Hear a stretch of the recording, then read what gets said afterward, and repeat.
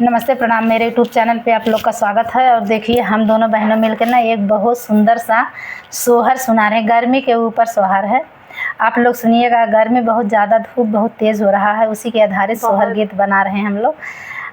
सुनिएगा आप लोग, और चैनल को ना लाइक सब्सक्राइब कमेंट करके ज़रूर बताइएगा हम दोनों लोग का गाना आप लोगों को कैसा लगा। जेठ बैसाखवा के दिनवा हो लुहरिया, खूब मारे हो लुहरिया, खूब मारे हो। जेठ बैसाखवा के दिनवा हो लुहरिया, खूब मारे हो गर्मी बड़ी गई हो त गर्मी बड़ी गई हो। मोरे स्वामी धीरे धीरे बेनी या डोलावा हो बयरिया, हमारे ला गई हो बयरिया, हमारे ला गई हो। हे मोरे स्वामी धीरे धीरे बेनी या डोलावा हो बयरिया, हमारे ला गई हो बयरिया, हमारे ला गई हो। आंगना में सोवे मोरी माई हो दलनिया, मोरी बहिनिया हो दलनिया, मोरे बहिनिया हो।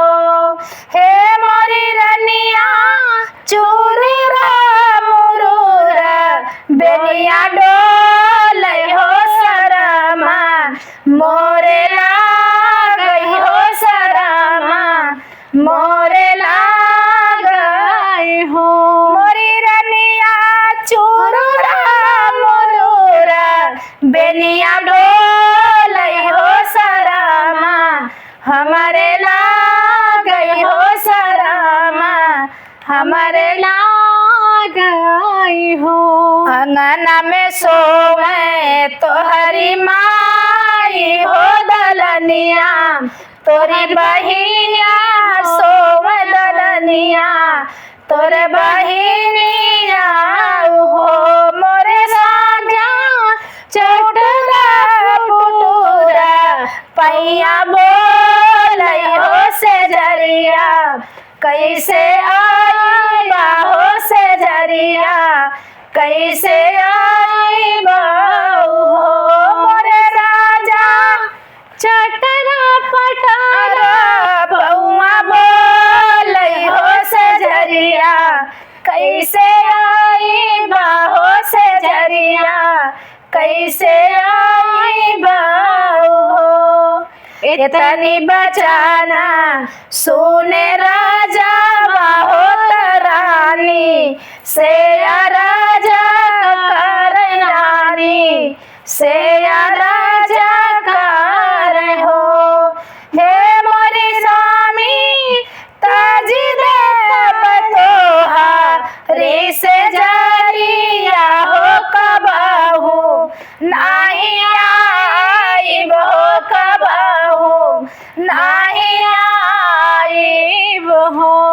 हे मोरी रानी ताजी देव तोहा रे से जरिया हो कबहू नाही आई हो, कबहू नाही आई हो।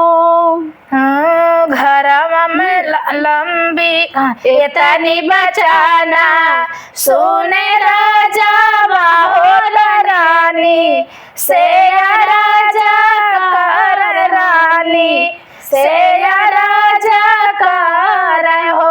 मोरी रानी ताज देव तोहा रे से जरिया हो कबहू नाही आई हो, कबहू नाही आई हो।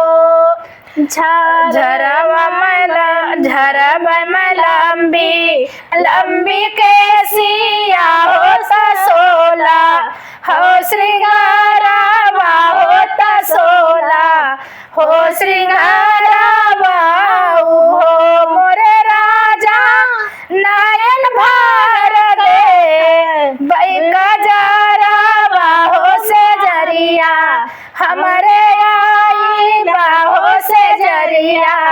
हमारे आई बाऊ हो मोरे राजा करबई हम सोला हो श्रृंगार बाहो से जरिया हमारे आई बाहो से जरिया हमारे आई बाऊ हो।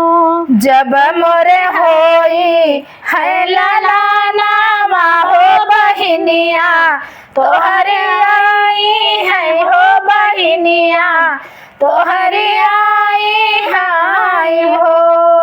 हे मोरी ननदी हे मोरे स्वामी ननदी मंगी है हाथे कै कंगना हो तन गवा तू ही दे बाहो तन गवा तू ही दे बाऊ हो। हे मोरे स्वामी ननदी मंगी है हाथे कै कंगना हो तन गवा तू ही दे बाहो तन गवा तू दे बाऊ हो। जेठ बैसाखा वाकरीना हो लुहरिया खूब मारई हो लुहरिया खूब मारई हो। हे मोरे स्वामी धीरे धीरे बेनी आडोला हो बयरिया हमारे ला गई हो बयरिया हमारे ला गई हो। कैसा लगा है मेरा सोहर गीत? आप लोग सुनिएगा, सुन के लाइक सब्सक्राइब कमेंट जरूर करिएगा। बड़ा मेहनत लगा है गाने में, खींचने में।